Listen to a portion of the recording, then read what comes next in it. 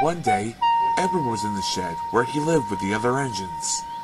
They were all bigger than Edward and boasted about it. "The driver won't choose you again," said Gordon. "He wants strong engines like us." But the driver and fireman felt sorry for Edward. "Would you like to come out today?" "Oh, yes, please," said Edward. So they lit his fire, made lots of steam, and Edward puffed away.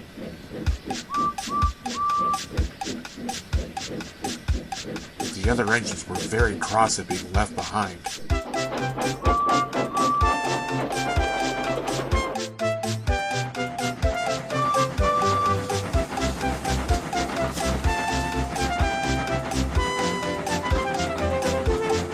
Edward worked hard all day.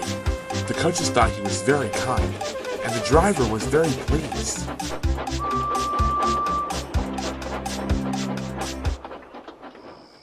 "I'm going out again tomorrow," Edward told the other engines that night.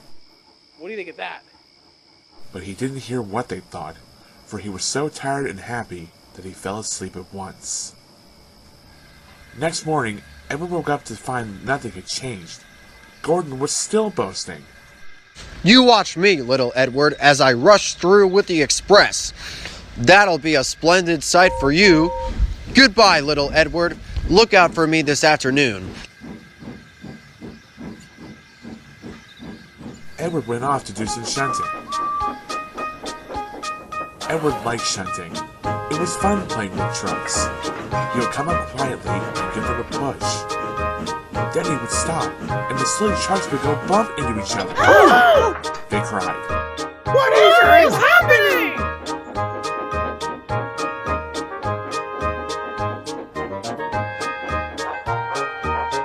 Edward played till there were no more trucks. Then he stopped to rest. Presently, he heard a whistle. Gordon was very cross. Instead of nice shining coaches, he was pulling a lot of very dirty trucks. "A goods train! A goods train! A goods train! The shame of it! The shame of it! Oh, the shame of it!" Edward laughed and went to find some more trucks. Then there was trouble. "Gordon can't get up the hill. The porter called to Edward's driver. Will you take Edward and push him, please?"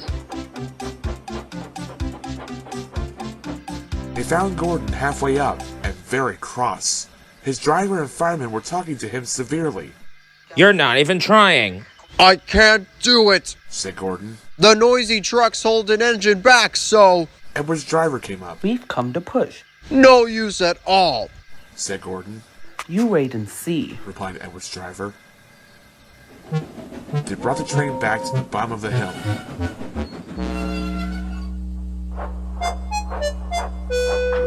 "I'm ready," said Edward. "No good," grumbled Gordon. They pulled and pushed as hard as they could.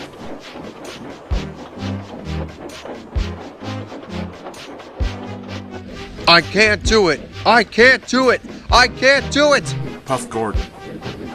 "I will do it, I will do it, I will do it." Puffed Edward.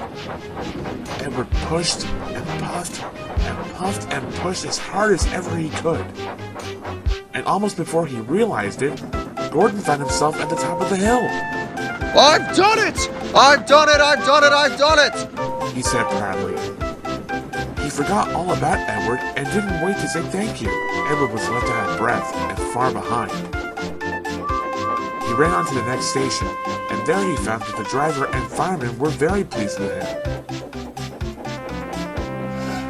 The fireman gave him a nice long drink, and the driver said, "I'll get out my paint tomorrow and give you your beautiful coat of blue with red stripes, and then you'll be the smartest engine in the shed."